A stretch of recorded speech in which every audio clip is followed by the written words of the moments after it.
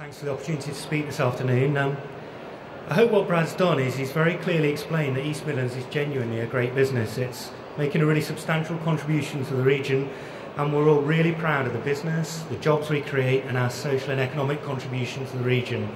Very proud and very excited.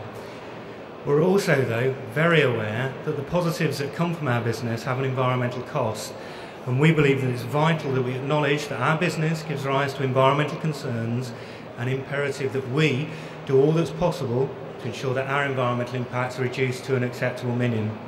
In essence, what we're always trying to do is to try and strike what is a difficult but proper balance, and we take that very seriously indeed. Now, this whole sustainability programme for us isn't new.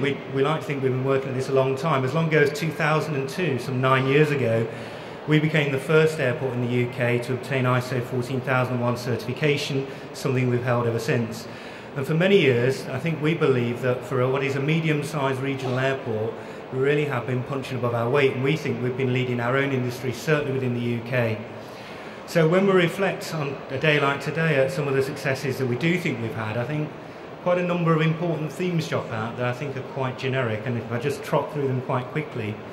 One of them for us is about engagement. We think it's genuine engagement with our stakeholders is absolutely vital to this. And we think with the impacts that we have on our neighbours, particularly those who live locally, then we think it's beholden on us to really positively and constructively engage with them. And the views of the community do genuinely influence our policies and practices. And it's only by having those long-term and trusting relationships built up over many years that we can genuinely understand each other and genuinely make a difference. Part of that for us is about being transparent, which is why in 2006 we became the first airport in Europe to publish our radar recordings. It was quite revolutionary at the time to let people know what aircraft are flying, who's flying them, where they're going, how high they are, and all of the details of the aircraft, including the actual registration plate. We published that, we broke some ground, and we've seen that taken up more widely. You'll find it commonly now at airports like Heathrow, Gatwick and Stansted. It's also why we established an on-site education centre. We saw nearly 1,500 young people come to our site and take a wide range of educational programmes with us last year. And it's why we have a community outreach programme. We also have a community fund, and we start that each year with a donation of £50,000. So we make a very sizable contribution, and we have a very open dialogue. And I guess we were delighted last year. We've worked with BITC for a number of years, and we're delighted to be named as one of only 38 companies in the UK that have been awarded the Community Mark. If I move on to another important theme for us, again, it's quite similar. It's one of partnership. You might not realise when you come to the airport, but at East Midlands we're one of only about 100 companies on the airport site. And many of the things that concern us and many of the environmental impacts, they don't come about because of our operations, they come about because of the other 100 companies. So we only make a difference when we work collectively and when we work together. Now that's particularly true for things like aircraft noise, and over the years we've seen a progressive introduction of quieter aircraft types. And it's where the expertise and detailed knowledge of people like the pilot community has really helped to shape what we do on a day-to-day basis.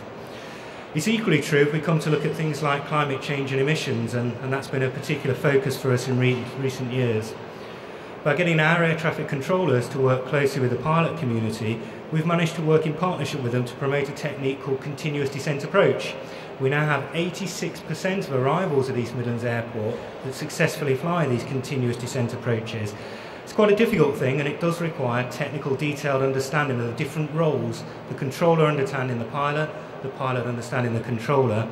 And the reason it's important is when you start to realise that each time one of these flights flies a continuous descent approach, it's up to 5 decibels quieter, which is a significant gain, and it's saving about 150 kilos of fuel burn on each and every arrival, or up to 150 kilos. So a very successful partnership. Equally, a successful partnership, I think, with our own colleagues. Last year we launched our own Sustainability Champions programme, formalised something we've been doing for a number of years, and that programme allows every employee to take time away from work to participate in community and environmental projects. And we see the benefit of that. We see that not only in the engagement of our employees, but when we talk to them and we do an annual colleague engagement survey, we find that universally one of the very highest scores we get is about sustainability. More than 90% of our colleagues at East Midlands Airport think that the organisation takes sustainability very seriously, and that's something we're very proud of. If I move on a little, I think we also recognise we've got some difficult problems, plenty of them, and that difficult problems often require radical solutions. I do think we've been quite radical. It's been another very important theme for us. We've seen a number of areas where we've shown some real innovation, and none more so than to try and meet our, we think it's a very stretching target to make our ground operations carbon neutral by next year. We were the first to launch a willow farm. We've grown 64 acres of willow as wood fuel, and I think when we told people in the industry we were doing that, we met with a fair degree of puzzlement, but to grow our own carbon neutral fuel has been a real step forward.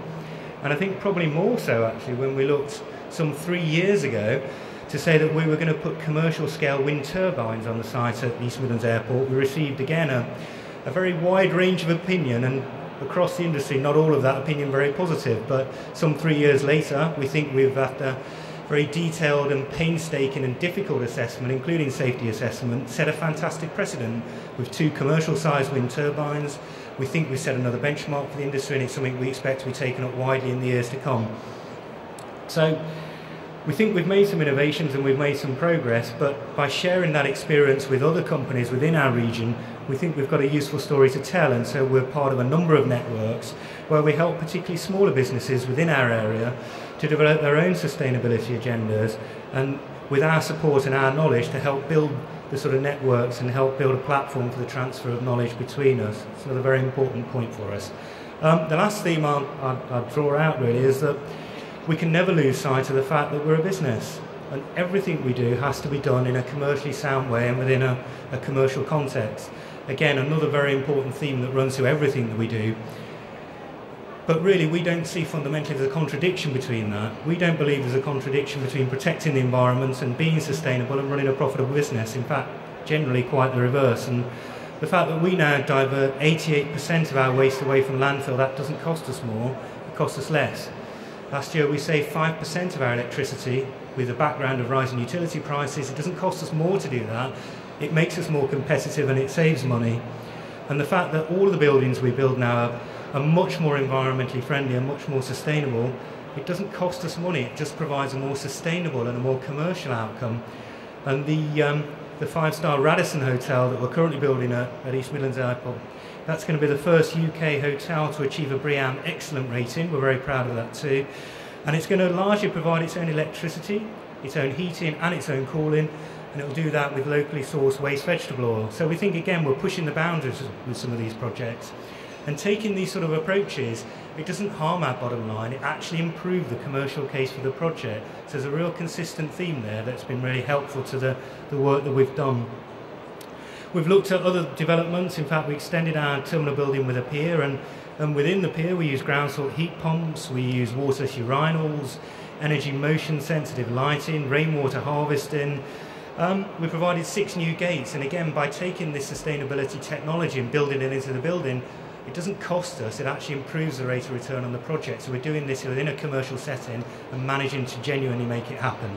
So if I come to the end of my little talk, by working I think in partnership, being radical but being genuinely commercial minded, we've made some really good progress and we're genuinely proud of what we've done. But I have to say we're very far from being complacent, and with a particular focus on climate change, I think we'd absolutely accept we're in a very, very difficult industry. We emit about 2% as an industry internationally of carbon emissions, and I guess we'd arguably say that we attract probably a disproportionate amount of interest. But we're pleased that the industry as a whole has come together. We're pleased that the industry as a whole has got a sound roadmap now set out to say how it's going to stabilise its emissions and how, and again in a practical way over time, it's going to drive those down. And can absolutely assure you that we'll be playing our small part as part of that overall picture.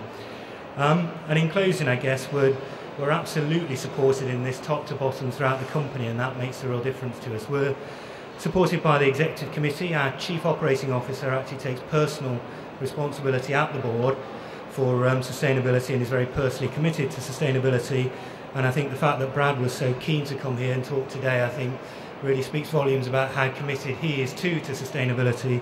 I know personally, again, he's very passionate about the environment, and I know that as I see on a day-to-day basis, he'll continue to push me to make sure we deliver on our commitments and push me to make sure that we continue to push the boundaries across the industry. So thank you very much for listening.